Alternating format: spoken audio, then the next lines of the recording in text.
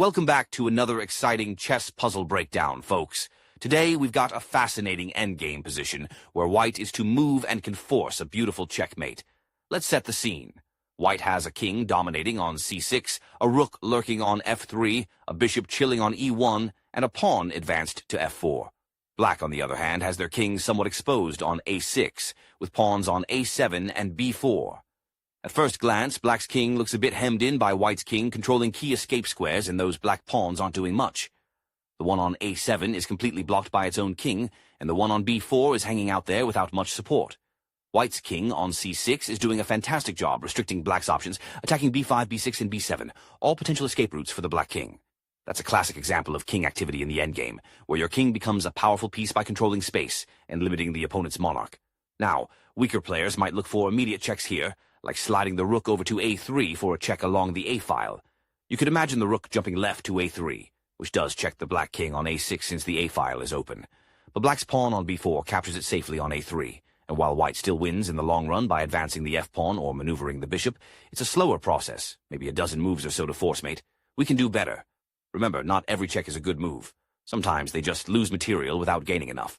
Another pitfall could arise after a move with the pawn to f5, upon which Black sets a trap with the pawn move to b3. If White then carelessly captures the Black pawn on b3 with the rook, Black is suddenly stalemated since the bishop on e1 takes away the last available square for the Black king.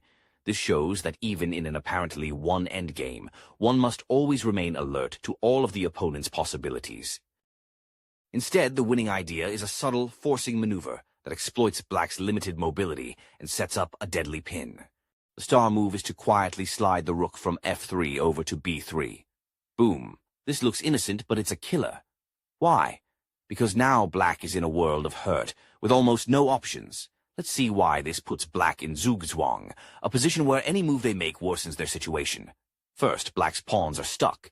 The pawn on a7 wants to advance to a6, but that's occupied by its own king, so impossible. The pawn on b4 could try advancing to b3, but now White's rook is sitting there on b3, blocking the way. And since pawns can't capture forward, it's completely immobilized. No captures available either, as a3 and c3 are empty. So, pawns can't budge. That leaves only the Black king to move, but its options are super limited thanks to White's king control. From a6, it could try b5, but that's attacked by White's king. Same for b6 and b7, which are all controlled, while a7 is blocked by its own pawn. The only remaining square is a5, which seems safe at first. No direct attacks, since the bishop's line to a5 is blocked by Black's own pawn on b4, and nothing else hits it. So, Black is forced to move the king to a5, but oh boy, this activates a hidden tactical bomb. Now, with the Black king on a5, White delivers the knockout punch by sliding the rook from b3 to a3. Checkmate.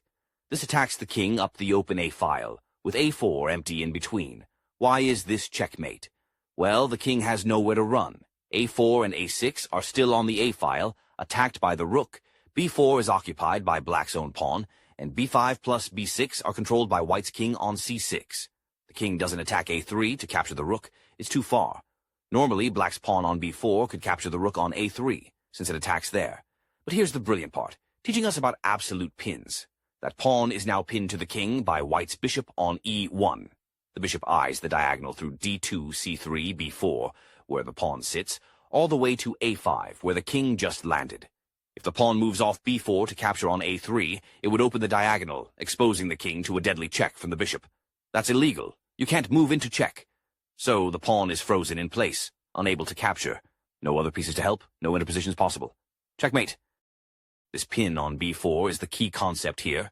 By forcing the king to a5, White turns the bishop's diagonal into a mating weapon, making the obvious capture impossible. It's a great lesson for improving players. Look beyond immediate checks. Consider how your moves restrict the opponent and activate your pieces. If White had captured the b4 pawn earlier with the bishop, you'd grab a free pawn, but miss this quick mate. Great puzzle. Hope this helps your tactical vision. If you like this kind of chess puzzles with detailed explanations, then subscribe to our channel. Do you have a chess puzzle you'd like us to explain? Then post a link in the comments.